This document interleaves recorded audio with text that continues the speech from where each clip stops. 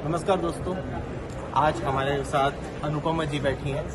ये कवित्री हैं और उन्होंने एक काव्य संग्रह लिखा है मन के पन्नों से। और इसमें कुल इनकी लिखी हुई मेरे हिसाब से कितनी 50 कविताएं शामिल हैं। और ख़ास बात यह है कि अनुपमा जी विदेश में रहती है, अमेरिका में, और वो वहाँ पर काम करती हैं, लेकिन उन्होंने वहाँ पर रहकर भी अपनी भारतीय संस्कृति अभी भी बनाए रखी है और भाषा से जो प्रेम है अभी भी बनाए रखा है। और यही नतीजा है कि एक काव्य संग्रह जो है हमारी राजभाषा हिंदी में है। और इसमें उनकी कुल 50 कविताएं जो हैं ये अलग अलग। मैम आपसे पूछना चाहूँगा कि ये हर तरह की कविताएं इसमें शामिल हैं? नमस्ते जी। तो मैंने इस पुस्तक को 2 भाग में बांटा है। एक है जिंदगी से जो रोजमर्रा की चीज़ें होती हैं, हम जो महसूस करते हैं, और दूसरा है थोड़ा सा और गहरा प्रेम और बाकी के ऐसे मतलब फीलिंग्स वाली चीज़। एक फीलिंग्स है और एक है रिश्ते नाते दुनियादारी। अच्छा। तो 2 भागों में बांटा है। और आप देखेंगे इसलिए भी क्योंकि कविताएं जब मैं लिखती रही तो दोनों ही तरीके की लिखती रही और फिर उनको कैटेगराइज करना ज़रूरी हो गया। नहीं तो वो बहुत मिक्स हो जा रही है। तो आपने इसमें कैटेगराइज किया है कविताओं को? हाँ, तो मेरे 2 इसमें भाग हैं। एक है आह जिंदगी, एक है आह दिल लगी। वाह। तो आह जिंदगी में, वाह जिंदगी, आह जिंदगी भाग में आपने ज़्यादातर जिंदगी को लेकर कविताएं की हैं। और आह जिंदगी में मेरे ख्याल से आपकी प्रेम से रिलेटेड कविताएं हो जाती हैं। तो ये काफ़ी अच्छा संग्रह है, दोनों भागों का काफ़ी अच्छा मेल है। और मैं आपसे पूछना चाहूँगा कि इनको संग्रहित करने के लिए आपको कितना समय लगता है, आप बता सकते हैं? तो ये मेरी खुद की अनुभूतियाँ हैं। तो मतलब मैं ऐसे ही बस अपने शौक के लिए, और जब भी मेरा भाव ऐसा है तो मैं लिखती रहती हूँ। और उस तरीके से मैं लिखती रही। फिर मुझे जो मेरी चुनिंदा थी उनको चुनकर मैंने पुस्तक में डालने की कोशिश की है।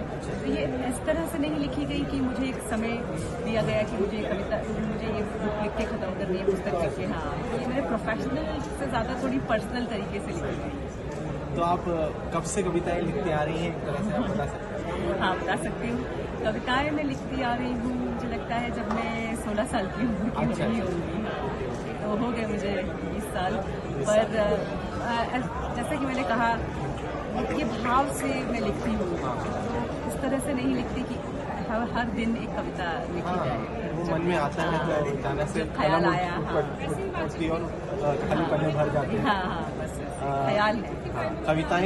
कविताओं के अलावा भी आप कहानियाँ लिखने की भी शौक रखती हैं या फिर? कहानियाँ कभी लिखी नहीं हूँ। लघु कथाएं पढ़ने का मुझे शौक है। और कहानियाँ जितनी भी वीडियो के रूप में या स्टोरीज जो किसी की सुनाई हुई ऑडियो बुक्स के रूप में होती है, वो मैं ज़रूर सुनती हूँ और देखती हूँ। हाँ, लेकिन खुद तो लिखी नहीं है।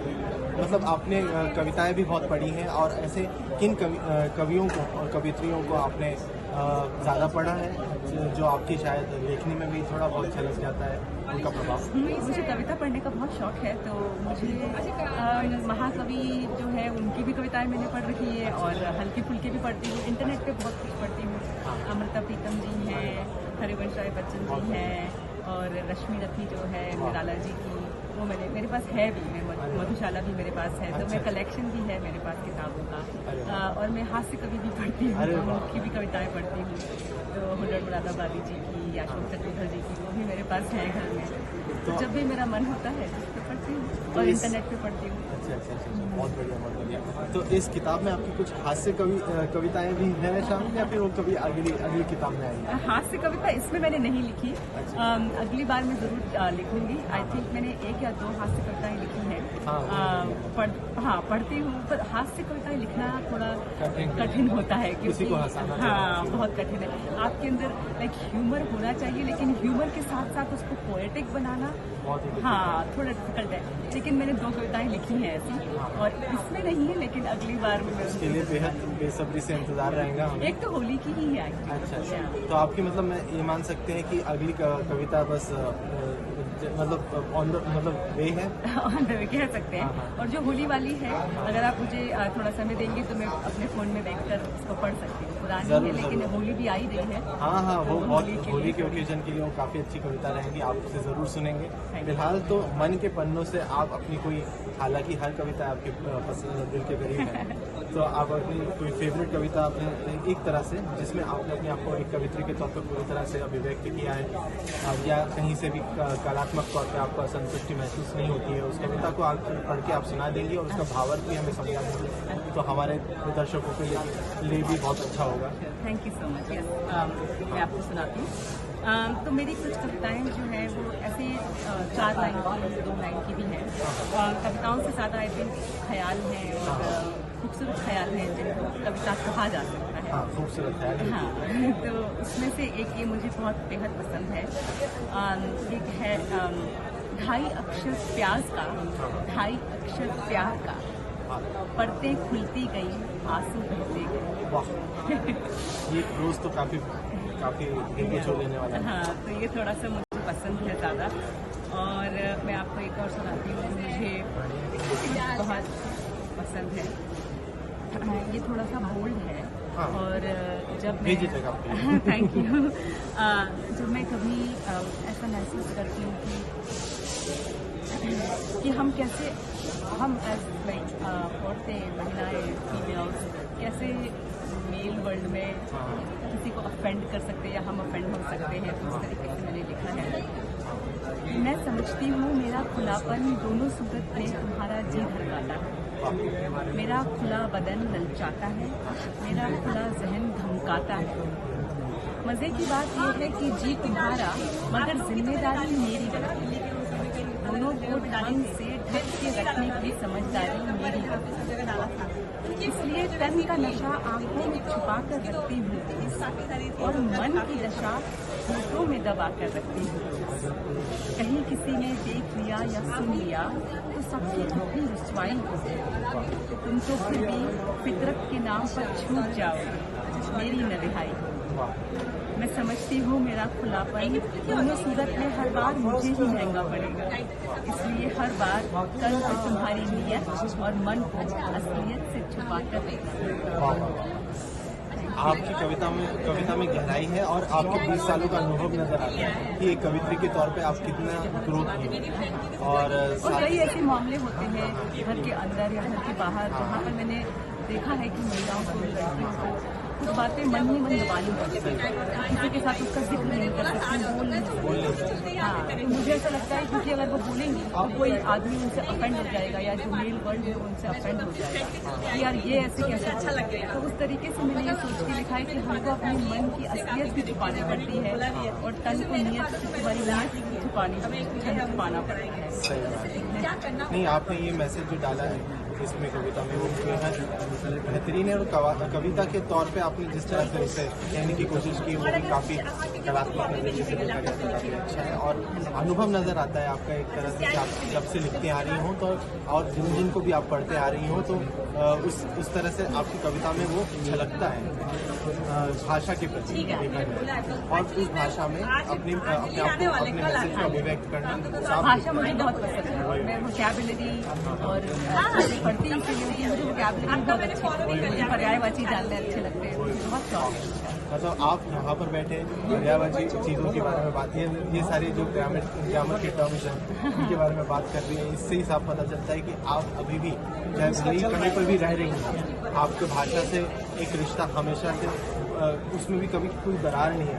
नहीं, हिंदी के प्रति नहीं, हिंदी मुझे प्रिय है बहुत, और हिंदी में मैं सबसे ज़्यादा खुलकर बात कर पाती हूँ। आज भी जैसे मैंने आपसे कहा पहले भी, जब मुझे गुस्सा आता है तो हिंदी निकलती है, सपने आते हैं तो हिंदी में ही आते हैं।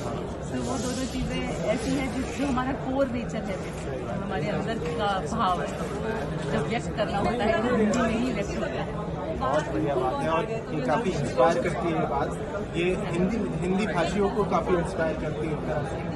और मैं ये किताब देख रहा हूँ ऐसे जिसमें कुछ चित्रण है, और ये मेरे हिसाब से काफ़ी खूबसूरत बना देते हैं आपकी पूरी काव्य संग्रह को। आप मुझे बता सकते हैं इसका श्रेय आप किसको देना चाहेंगे? बिल्कुल। तो जब मैंने इस बुक के बारे में पहले सोचा था तो मुझे ऐसे लगा कि लिखी हुई चीज़ हमको इम्पैक्ट करती है, हम उसको पढ़ते हैं तो हम समझते हैं, हमारे मानस में, हमारी बुद्धि में वो असर करती है। लेकिन कई बार एक विजुअल अगर उसको दे दिया जाए, कोई ऐसी चीज़ जिसको देखकर भी समझा जा सके, अच्छा, तो समझना आसान हो जाता है। और कई बार हम उसको एक विजुअली उसको प्रेजेंट करके, रिप्रेजेंट करके कुछ बल्कि सरकास्टिक भी कर सकते हैं इस तरीके से, ताकि समझने वाला सोचे अच्छा ये बात है, ये ऐसे इस तरीके से कहा गया है। तो उसलिए मैंने एक विजुअल आर्टिस्ट, ये आर्टिस्ट हैं मंशा, हाँ जी, मंशा रंजन, इनका नाम मैंने यहाँ पे मेंशन किया है उसमें, मंशा रंजन। तो इनको मैंने अप्रोच किया था और इनके साथ मेरी बातचीत हुई कि उन्होंने मुझे अपने बनाए हुए भेजे चित्र मेरी कविता से रिलेट करके उनको कविता भी समझ में आई, उनका मेरा एक अच्छा केमिस्ट्री बन गई और फिर उन्होंने मेरी कविताओं को इस तरीके से समझा और भेजा। जैसे कि आप ये वाला इलस्ट्रेशन देखेंगे, अगर जो मैंने अभी कविता पढ़ी थी, ढाई अक्षर प्यास का, ढाई अक्षर प्यार का, उसमें अगर आप देखेंगे तो उन्होंने यहाँ पर हार्ट बनाया है प्यास की पत्तों में। हाँ मैंने बीच में देखा और यहाँ पर भी ये उन्होंने बहुत उसको एक रूप दे दिया कि परतें खुलती गई और दिल टूटा हुआ है, आंसू बहते गए। हाँ, ये इस तरीके से फिर उसको थोड़ा एक विजुअली हमने और इंटरेस्टिंग बनाने की कोशिश की। और साथ ही इसका कवर भी काफी बेहतरीन है। हाँ, और रंग भी काफी अच्छा है, रंग भी काफी अच्छा चला है। बहुत बहुत धन्यवाद। इस रंग को चुनने के पीछे कुछ वजह है या फिर मुझे टर्कोइज पसंद है बहुत, मेरा फेवरेट कलर है। मुझे लगता है ये नया न्यूट्रल है, हाँ काफी अट्रैक्टिव बना देता है, अट्रैक्टिव है, उसको अट्रैक्टिव बना देता है, बस इसीलिए इसको चूज किया। वाकई में चंद कविताएं और कुछ प्रोज सुनने के बाद अनुपमा जी के मुझे लगता है कि काफ़ी दिलचस्प काव्य संग्रह है और मेरे हिसाब से सभी को ये काव्य संग्रह पढ़ना चाहिए ताकि उन्हें भी कोई नई नई कविताएं जानने को मिले। और अनुपमा जी ने अपनी भावनाओं को किस तरह से अभिव्यक्त किया है कवित्री के तौर पर, वो भी जानने मिले, क्योंकि काफ़ी विजुअली हमने और इंटरेस्टिंग बनाने की कोशिश की। और साथ ही इसका कवर भी काफ़ी बेहतरीन है। हाँ, और रंग भी काफ़ी अच्छा है, रंग भी काफ़ी अच्छा चला है। बहुत बहुत धन्यवाद। इस रंग को चुनने के पीछे कुछ वजह है या फिर मुझे टर्कोइज पसंद है बहुत, मेरा फेवरेट कलर है। मुझे लगता है ये नया न्यूट्रल है, हाँ काफ़ी अट्रैक्टिव बना देता अट्रैक्टिव है, उसको अट्रैक्टिव बना देता है, बस इसीलिए इसको चूज किया। वाकई में चंद कविताएं और कुछ प्रोज सुनने के बाद अनुपमा जी के मुझे लगता है कि काफ़ी दिलचस्प काव्य संग्रह है और मेरे हिसाब से सभी को ये काव्य संग्रह पढ़ना चाहिए ताकि उन्हें भी कोई नई नई कविताएं जानने को मिले। और अनुपमा जी ने अपनी भावनाओं को किस तरह से अभिव्यक्त किया है कवित्री के तौर पर, वो भी जानने मिले, क्योंकि काफ़ी गहरी भावनाएं गहरे तौर पर लिखा है उन्होंने। और मैं चाहता हूँ कि सभी इसे पढ़ें। और मैं मतलब ये इंटरव्यू बंद करने से पहले अनुपमा जी से होली वाली कविता सुनना चाहूँगा और उसी होली वाली कविता से हम ये इंटरव्यू समाप्त करेंगे। वो मेरे फ़ोन में है। अच्छा, फ़ोन में आप अपना समय दे सकते हैं, काट के मेरे फ़ोन में हाँ।